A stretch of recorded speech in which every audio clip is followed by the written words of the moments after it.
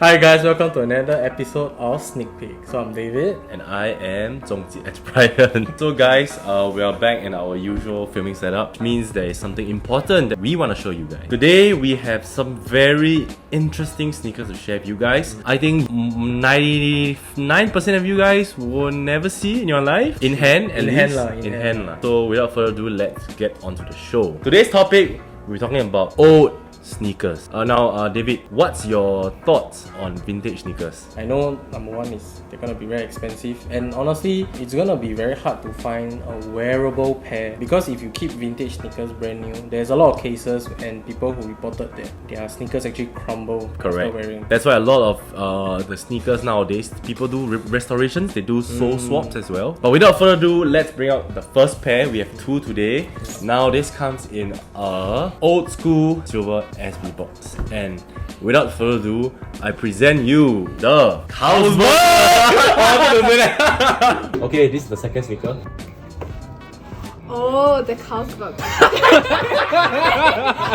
Anyway, you guys should know what this is. This is the Nike SB Dunk Low Heineken. I'll let David share a little bit more about the history of these sneakers here. So back then, early 2000s, Nike released these, then people were like, oh, that's a very cool Heineken collab. But it wasn't an official collab actually. That's why when Heineken caught wind that, hey, you're doing something that's very similar to, you know, Heineken's, but it's not an official collab. So there was, I think, some sort of probably lawsuit or something. So Nike had to pull this from production lah. I think obviously demand and supply lah, for those sneakers that are controversial and not, you know, they don't get released. Prices tend to be very high, such as the V-Loans that we went through before.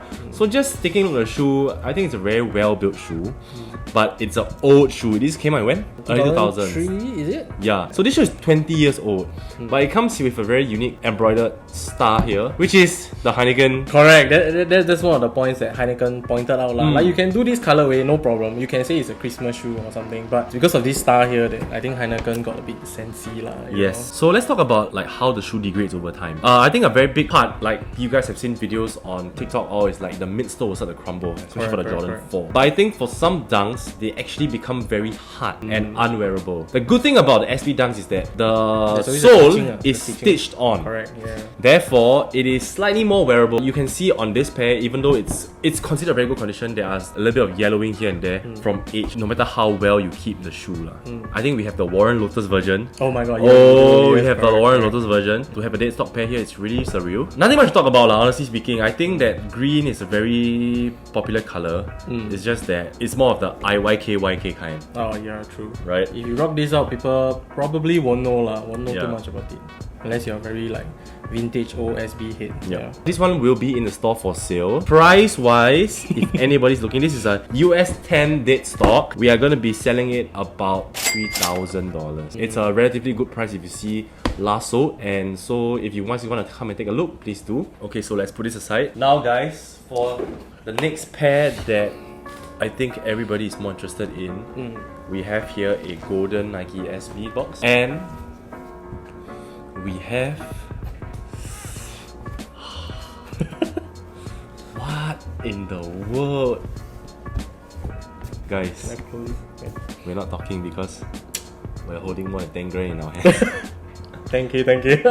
Yeah, but anyway guys, here we have the dunks. Nike actually created a dunk, an SB dunk, that consisted of different parts of very different dunks, right? Correct. So let me read to you now. So it is consisted of the Cali dunk, Luck dunk, Buck dunk, Jedi dunk, the Pigeon dunk, Paris dunk, as well as the eBay dunk. It's really crazy. Okay, the concept, it actually started because I think one of the late Nike designers wanted to just pay homage to like a lot of the old Nike dunks lah. I think he used about, other than the ones that Brian named, he used a total about 31 different dunk designs and just try to combine it into like a shoe lah. I mean, this one obviously will turn a lot of people off because if you don't really know the concept and the story behind it, you probably think, what's this like weird looking shoe? But if you actually are probably a SB SB dunk head. The story will probably touch you lah, because it's just a whole combination of different dunks throughout that era. So it's very sought after lah by a lot of all those like SB dunk heads. And this concept actually inspired a lot of basketball shoes after that. That's why there's a lot of basketball shoes after that, which have the concept, where they combine a lot of their previous sneaker designs into one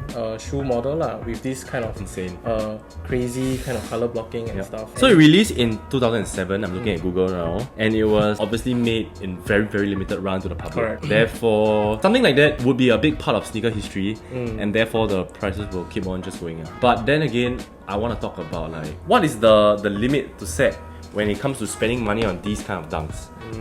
Because shoes are something that are a degrading asset, I would say. Right? It doesn't last forever. It's not like gold or diamond or silver. True. You know, shoes are shoes. Shoes are meant to be worn. Especially like a Nike SB dunk is meant to be skated. Is there still a market here for these? Would people really cherish this, keep it in a museum, or would some people rock it? Because we always say rock your shoes, right? But for something like that, probably those, maybe as I mentioned, those SB vintage head people, they are probably the ones who will be looking to cop these for their price range lah, 10k to about 20. But whether they will rock this is another thing lah. Because I feel like if let's say they buy it, it's more for like memory collection kind, just for like the nostalgic reasons. Because if you cop this and you wear it to skate, I mean, it's like you're wearing 20k to skate and beat up the shoe. Because something like this, I believe, right, is going to be super hard to restore. True. Like, how are you going to? You need to find which part is from. It's ridiculous. I would never spend that much money on these. I know collectors that would do so, but yeah, eventually it's gonna be just sitting in a display. Correct. It's like for me, even when I see people skateboarding in like the Strange Loves 1k plus, I did a bit sing tong, like a bit heart pain. I say, oh, they dare to skateboard in that. So if you tell me buying a 20k shoe to skate, it's definitely not. To me, it's not worth it lah. But I mean, people do buy art, you know, rich people. So could this be considered art? Where they display in their shoe collection or what? As art? Yeah. It's a huge flex. Yes, but really, really cool to have. Considering that, you know, you have a piece of history here in your hands. So this actually inspired recently the Paul, which also was a newer release we see people still wearing.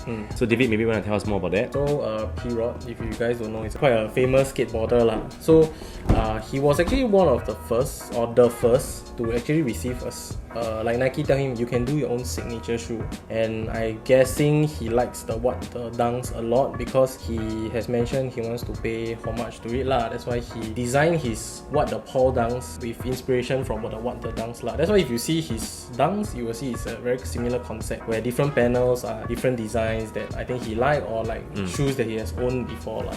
I'm just very shocked that really we have a dead stock pair in our hand right here in the store. So if you guys really just want to come and take a look at it, take photos, feel in your hand, do come down to the store. We have this. These are for sale. We have this price at a very, very reasonable price. It's a good condition, dead stock, full box and everything. These will be going in store for.